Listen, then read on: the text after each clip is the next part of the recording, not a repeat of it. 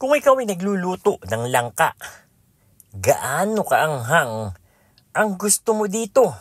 At ano ang nilalagay mo o yung isinasahog mo? I-comment mo nga. Let's get it on. At dahil nga pinagbigyan na tayo ng ating mabait na kapitbahay, ay eto, at kinukuha ko na ang 2 piraso ng langka. Ayoko namang abusuhin yung ating mabait na kapitbahay kahit na alam ko na maraming bunga ang kanyang puno.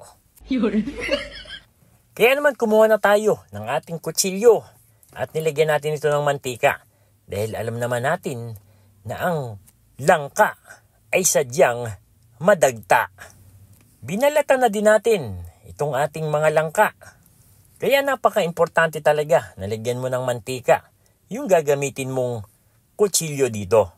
Pagkatapos natin mabalatan yung ating mga langka, ay ito't atin ang hinihiwa. Huwag niyo namang masyadong nipisan at baka naman ito'y matunaw at wala ka nang makain.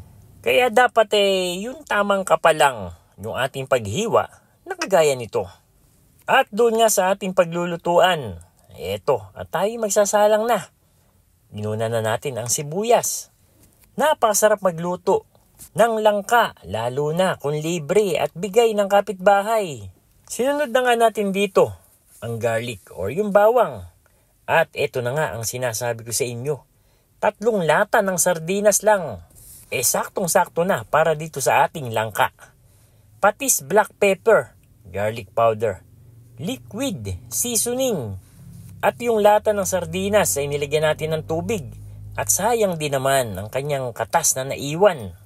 At this point ay ilalagay na natin yung ating mga hiniwang langka.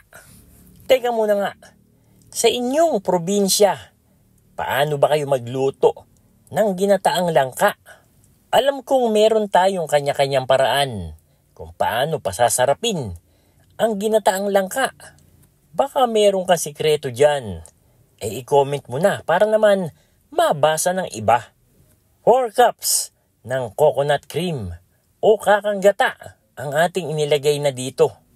Ito na din bali yung magpapaluto o magpapalambot dito sa ating mga langka.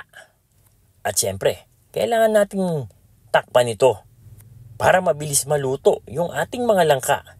Dadagdagan natin ito ng sukang paumbong. And there you have it, Candy Nation, mga kadadilicious. Ito yung ating version ng ginataang langka.